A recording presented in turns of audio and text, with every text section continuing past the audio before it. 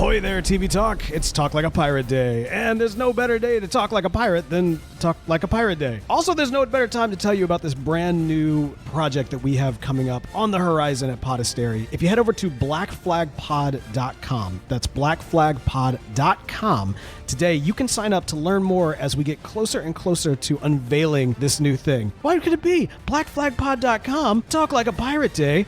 I'd wonder what it could be about. Are you curious? Head over to blackflagpod.com to find out.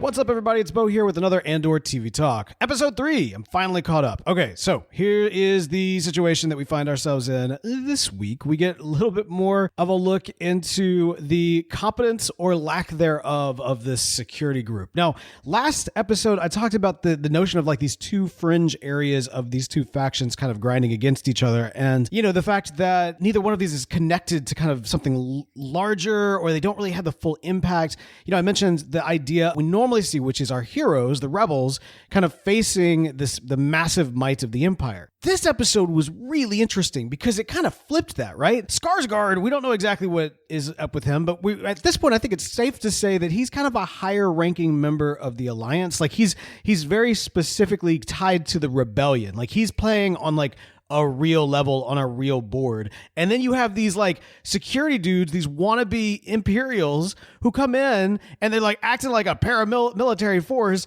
and they're terrible. They don't know what they're doing. And like they talk a big game, but then when they get out in the field, it's just like dude last week when he's like, yes, exactly. The Empire's me. But then he gets up to try to make some sort of like big grand speech about going into battle, and he doesn't know what he's doing. Like these guys don't know what it's really interesting. I think it's a fascinating look at this side, like the edge of the Empire, if you will, in this kind of security police force, whatever they're called. It's like the blues or the oranges or something like that when they were walking by. We also see that the guy that even called them in, the boyfriend, he's now fried boy. Yeah, he's dead. He got shot. He is gone. So like just the level of incompetence all the way around, and just kind of the punishment for even like trying to involve these guys. Insane. Absolutely insane. What a traumatic experience for the friend girl. Like she's tied up and like has to like watch her boyfriend get shot and die, and then she's left in the street with his corpse the entire. I mean, like this is a dark show. Like they're dealing with some dark stuff in this show. It's crazy. Speaking of which, we are seeing the darker side of other things too, like the Republic. When we go to the flashback, we find out that was not an Imperial ship that crashed. It was a Republic ship that crashed. That wasn't an Imperial mining operation. That was a Republic mining operation. At least that's what we kind of overhear from the kind of the surrogate mom character.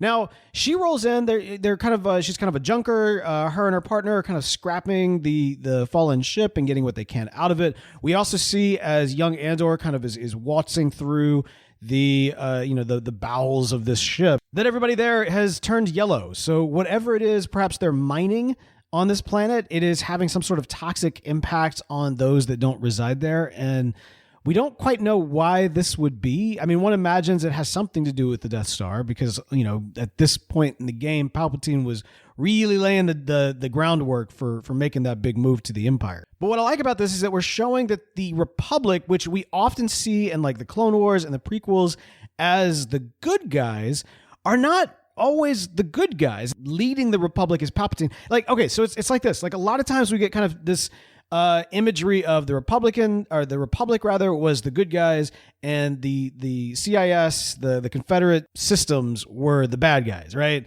But at the same time, we know that both are being led by Palpatine.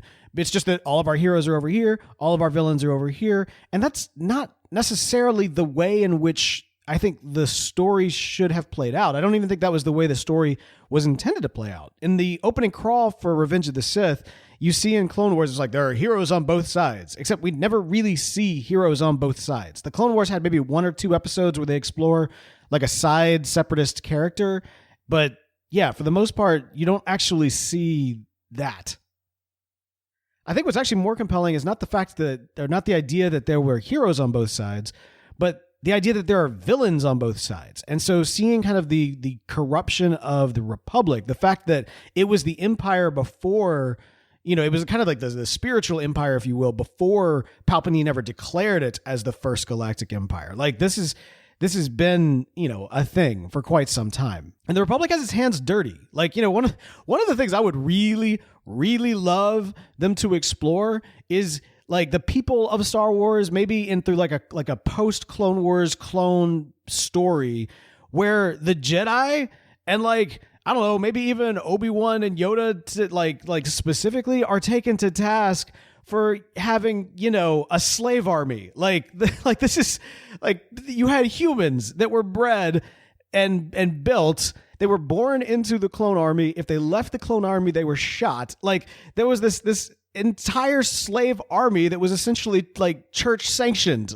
Like that's a story. That's really like juicy story material that they need to really dive into. But I feel like most of these Star Wars series have been afraid to like dive into like the gritty reality of the corruption within some of the most like praised and beloved institutions. I feel like this is a story in Andor where they could do some stuff like that. And that's what I think we're seeing in some of the flashbacks with, even if it's just these little side mentions about like the Republic and otherwise. Speaking about some of like some doing some people dirty here. So surrogate mom basically, can we just say kidnaps Andor from his planet? She's like, oh no, the Republic's going to come and kill him. I maybe, but maybe not. I mean, we're now living in the future at this point, and we know that his sister survived. So maybe you just kind of kidnapped him and stole him from his people. I don't know. Are we going to talk about that? That seemed an odd thing, an odd move. But Skarsgård is he's after Andor. He doesn't want just the box that he got out of the ship. He wants this guy. He sees him as a huge potential for the rebellion. So he's here on a recruiting mission, and it looks like things are going to go well. Obviously, we know in the future it will. He's got like the long, like staff sword retractable thing. I'm very curious to see what that is. That seems like at first it looked like maybe a walking cane, but I think that's some kind of weapon, or maybe both. So that I'm really excited. But as I mentioned at the top of this, like Skarsgård, he is operating on a different level from everybody else around him. Like they're all kind of playing out here, right? They're all kind of playing out in the fringes. But then Skarsgård, somebody who's connected with like the real movement, he's like, yeah, you could actually do some real stuff. Like, do you want to just kind of play around and throw rocks, or do you actually want to like take the Empire down a peg? Like we see that in kind of the firefight that they're in. Skarsgård's prepared. He's got bombs. They've got plans. Like things happen, and they just absolutely decimate and embarrass the security force that was talking a big game to begin with. So I loved this entry. I thought it was really solid. And these 3 episodes as a whole, I think, are a great introduction into this series. Really excited to see where it goes. Let me know your thoughts. Use the hashtag #AndorTVTalk. You can find all of our contact information and more at tvtalk.fm.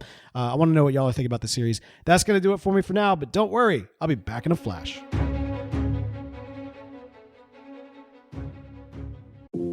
Tired of long waits and rushed care at the ER and urgent care clinic? Next time, stay home and let Dispatch Health bring the power of the hospital to you. I call Dispatch Health. A care team of medical professionals actually come to your house. They're the same caliber of people that you would see if you were at a hospital or an urgent care. Dispatch Health can treat most non-life-threatening emergencies. They can do the x-rays, they can do stitches, urinary tract infections, blood test, urinalysis, ultrasound. It's almost everything that they can do at the ER. You never feel rushed. They're there for you and only you. I felt like their only patient. And it costs no more than a trip to urgent care because Dispatch Health is covered by most insurance, including Medicare. See if we serve your home at dispatchhealth.com. Dispatch Health really went above and beyond. It's wonderful to have care come to your home. House calls are back, and they're better than ever. Learn more at dispatchhealth.com.